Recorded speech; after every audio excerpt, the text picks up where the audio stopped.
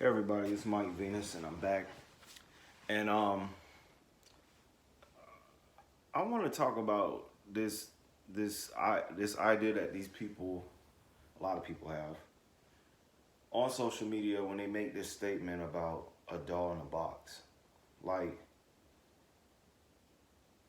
there's no hardware that I could think of that is equivalent to a DAW.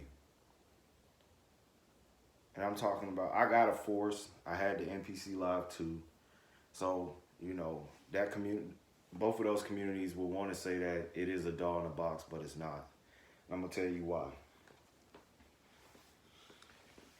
A digital audio workstation, one of the pros of that is if you get, let's say you get the top tier or even mid-range versions of most DAWs, it provides far more tracks than the Force of the MPC does in standalone mode. And I'm comparing it to standalone mode and then actually working in a DAW, because this is what people keep saying, oh, it's a DAW in a box. And I'm like, bruh, no, it's not. Because like, if I want a DAW, I wouldn't get this. I wouldn't get a Force. I wouldn't get an MPC. I wouldn't get any of these newer Grooveboxes or, standalone units, because they're not a DAW. A DAW, number one, the strength of your DAW and ability for it to move as fast as it can is based off of the strength of your computer. Most of these devices, I think, Machine Plus has a 4 gig processor, RAM, 4 gigs of RAM. The MPC and the Force all have 2. And probably some of the other ones got somewhere around that.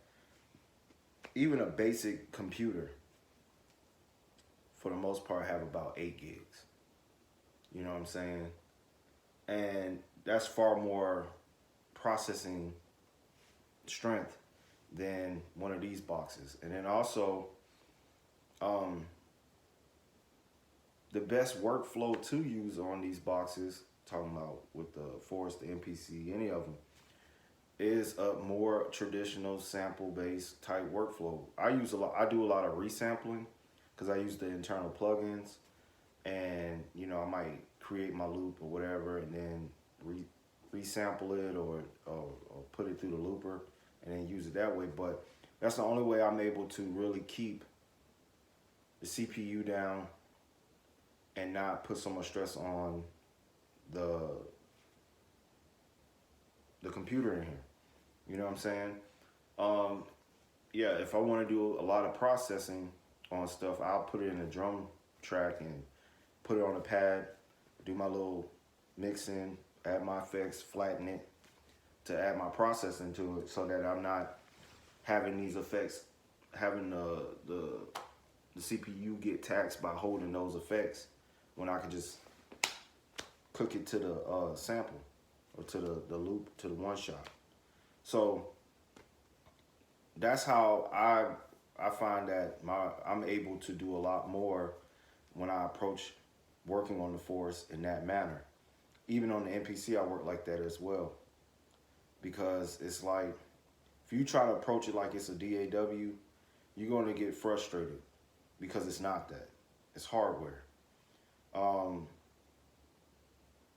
And a lot of stuff that you could do in this, you can do in software, but it's just software. You have more options.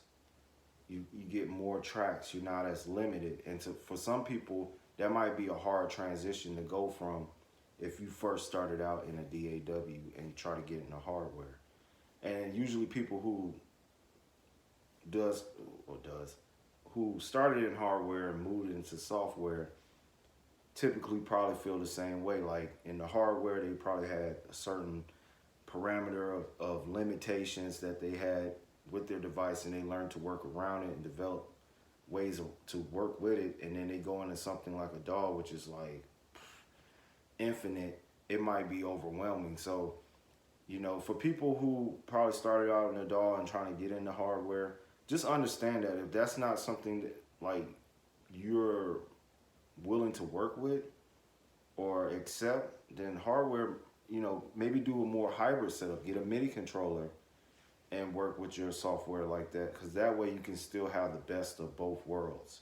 You can have the tactile feel of hardware with the MIDI controller that you get to interact with your software, while still having the strength and processing ability of your computer and the limitless amount of opportunities that you can do in a DAW.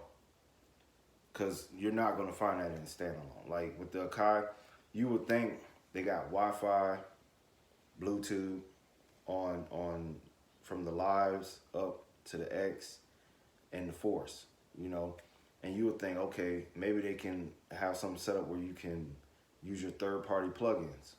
Well, no, you can't do that in standalone. You have to hook it up into the computer and use it as a tactile hardware controller. And to me, it's just too much money to use it as a controller.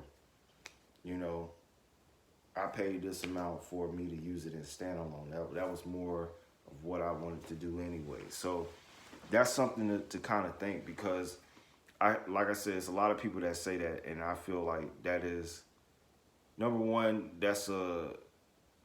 it can be deceptive, because that's not true. If I have a DAW, I can use third-party plugins, third-party expansion packs, samples, etc. I can't do that. Not on every machine. I can't do that in standalone mode unless I have to like finesse it, and that's a lot of workarounds. I even done seen people like try to hack and recode the OS on the NPC to make it like the Force and stuff, and it's like, yeah, that's cool, but what happens if you mess up your machine? Then you just stuck with a broken machine. So yeah,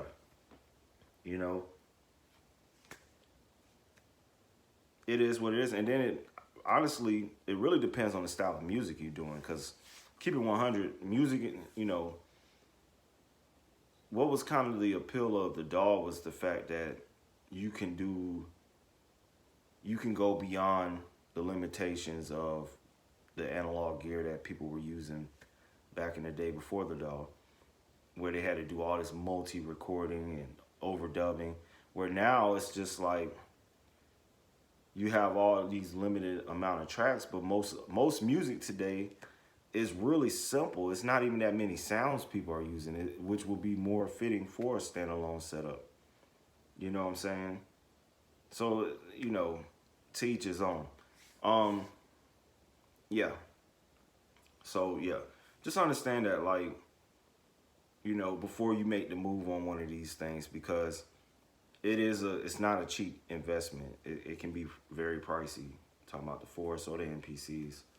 And that anybody that's saying that, they just, either they're trying to get people to follow them, subscribe to them, like them, to be popular on social media, or they just heard somebody else say it and just repeating it, or maybe they're fairly new to music production and don't really understand the difference between the two, the major difference.